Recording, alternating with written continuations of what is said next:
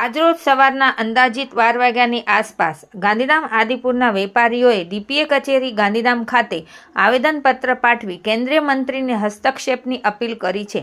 ગાંધીધામ આદિપુરના વેપારીઓએ કેન્દ્રીય બંદર શિપિંગ અને જળમાર્ગ મંત્રી સર્બાનંદ સોનોવાલને પત્ર લખીને એસઆરસી દ્વારા વાણિજ્યિક પ્રવૃત્તિઓ પર લાદવામાં આવેલા અચાનક પ્રતિબંધને રદ કરવાની વિનંતી કરી છે।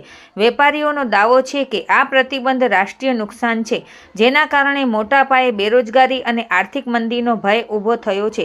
1951માં આયોજિત થયેલા આ શહેરમાં ઘણા રહેણાંક પ્લોટ 60 ફૂટથી વધુ પહોળા રસ્તાઓ પર આવેલ હોવાથી ગુજરાતના અન્ય શહેરોની જેમ વાણિજ્યિક હેતુઓ માટે ઉપયોગમાં લેવાય છે। એસઆરસીની નોટિસ અને લીઝ રદ કરવાથી વેપારીઓમાં આઘાત છે, જેમણે પોતાની મૂડીનું રોકાણ કર્યું છે। આનાથી જીએસટી અને આવકવેરામાં મોટું નુકસાન થશે અને નોકરીઓ પણ જશે। વેપારીઓએ મંત્રીને એક વ્યક્તિ દ્વારા કરાયેલી ખોટી રજૂઆતોને અવગણવા પર વિનંતી કરી છે, જેમના પર બદનામ કરવા અને ખંડણી વસૂલવાના આરોપ છે।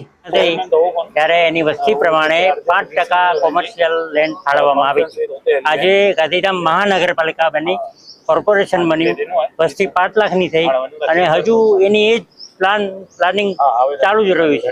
એટલે કોમર્શિયલ લેન્ડ ખૂબ જ ઓછી છે। એ જમાનામાં 5% હતી, અત્યારે 40% જોઈએ આપણને। અને ના છૂટકે લોકોને રેસિડેન્સ એરિયામાં કોમર્શિયલ ચાલુ કરવું પડ્યું છે, એ મજબૂરી છે। કારણ કે 5 લાખની વસ્તીને વેપાર ધંધા ખરીદી બધી જરૂરતો પડે, આવશ્યક ચીજોની જરૂર પડે, ક્યાં જાય?